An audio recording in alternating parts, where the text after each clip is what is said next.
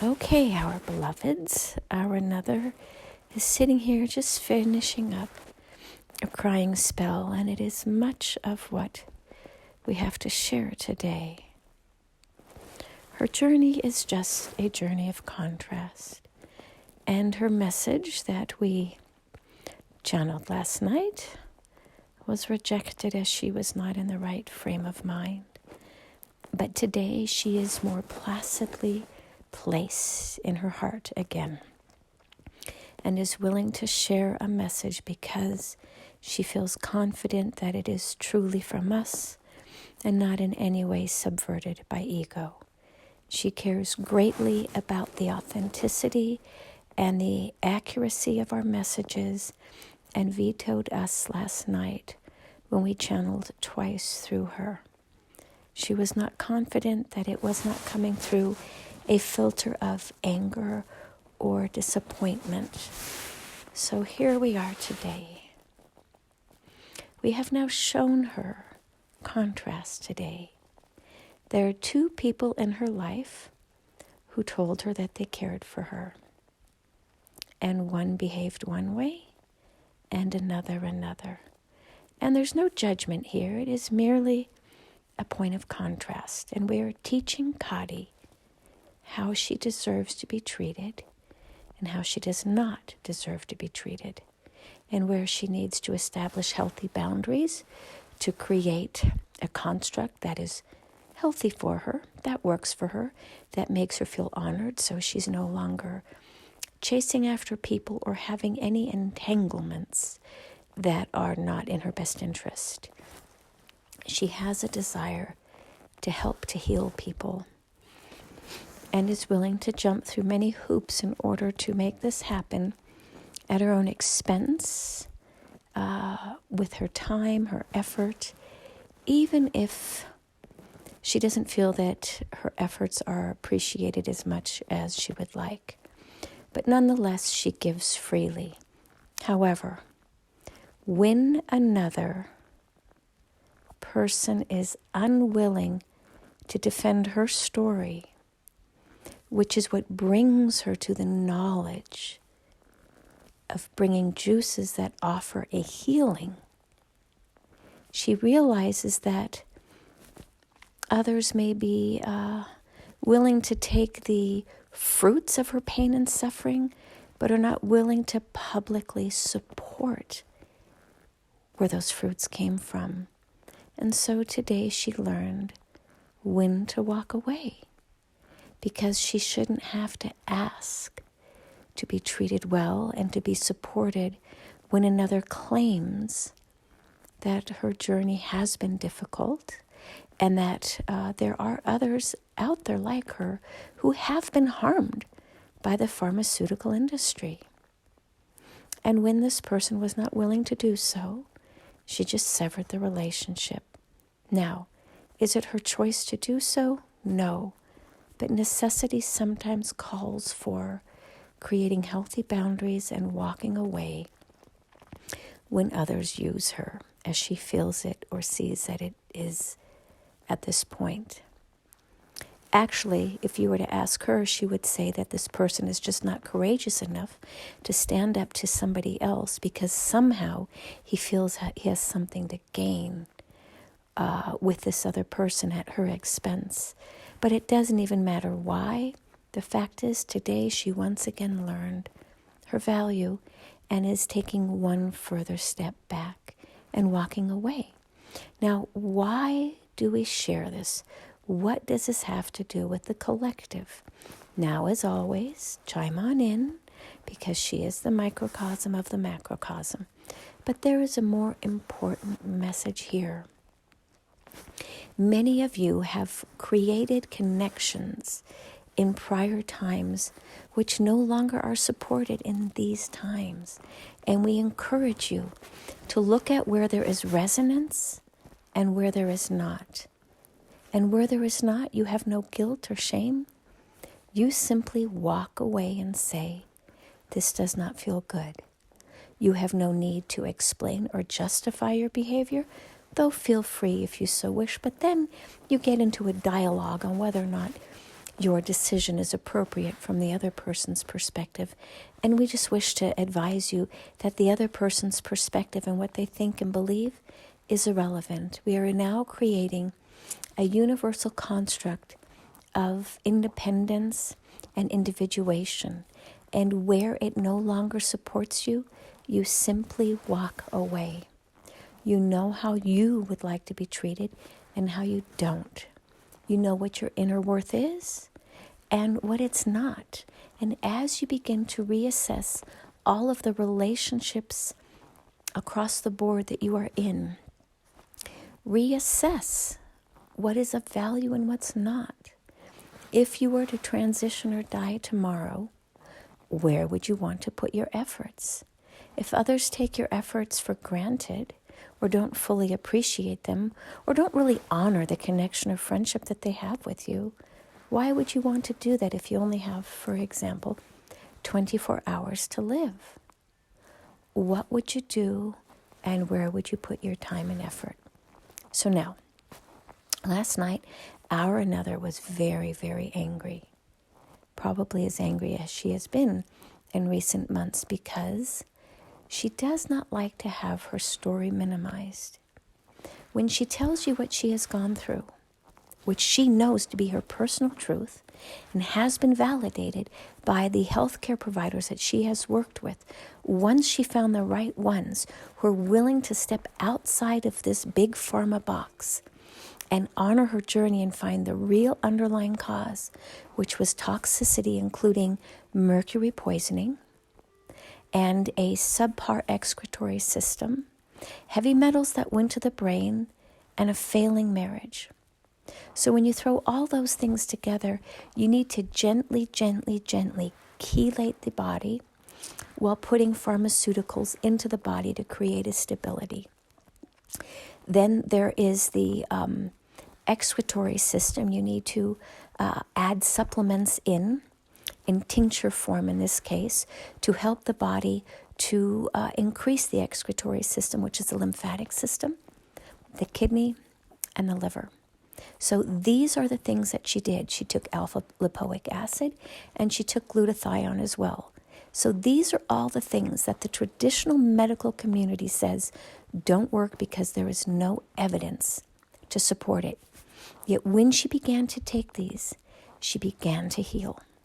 So, for somebody who is in the medical community to tell our another that this is not possible because the study and the data say something to the contrary, her response is, my data points are thrown out of those studies. So, her new decision is that anybody who in any way dismisses her journey and is not willing to listen to figure out why this happened, and more importantly, why the medical community in its traditional form is unable to detect these types of circumstances, there's no point in having a conversation. She went through what she went through in order to change the mindset of those who are in a position to heal others. And when they listen to her, they can change their own protocols. Now, she is seeing a very mainstream dentist who does not believe in mercury poisoning from amalgams. However, when our another said, well, I did a liver cleanse and I was found to have mercury toxicity and it went to my brain, this doctor, this dentist said, well, I was taught not to believe that in dental school. I really hear you and I believe you, and I'm going to look into this. That is what Kati is here to do, to tell and share her story with others. And when those others are open-minded and curious enough and take their responsibility seriously, they will listen. And Kati's story in her own way will change the world and how they perceive medical care. But until Kati comes up against a more porous medical community where they're willing to absorb and hear what she has to say, she's going to keep beating her drum, telling others, you are wrong. Your statistics are wrong. Look for the outliers. And people will call her crazy. They will call her vindictive. They will say mean and nasty things. And those are the people that she is going to intentionally exclude.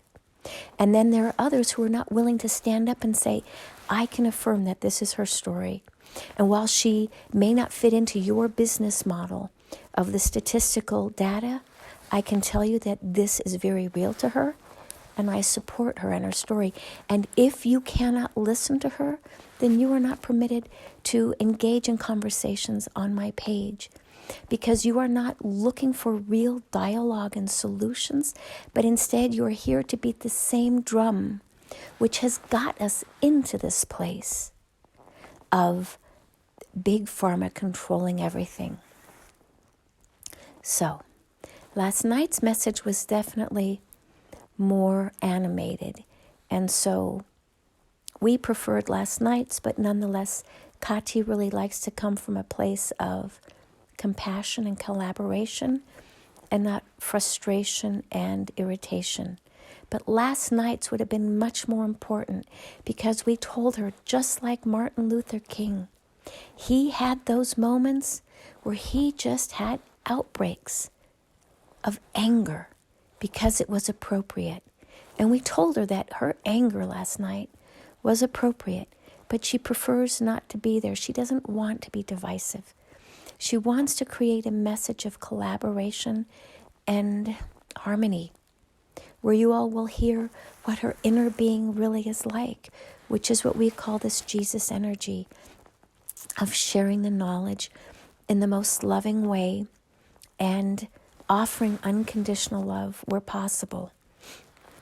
But what we can say is the unconditional love is only offered to those who are willing and interested in hearing or listening.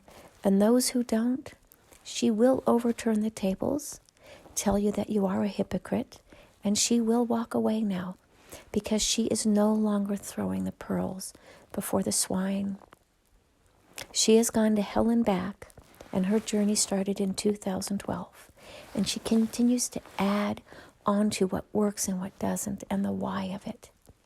And for those who are not willing to listen and diminish her and actually publicly ridicule her, those people will have a karmic return.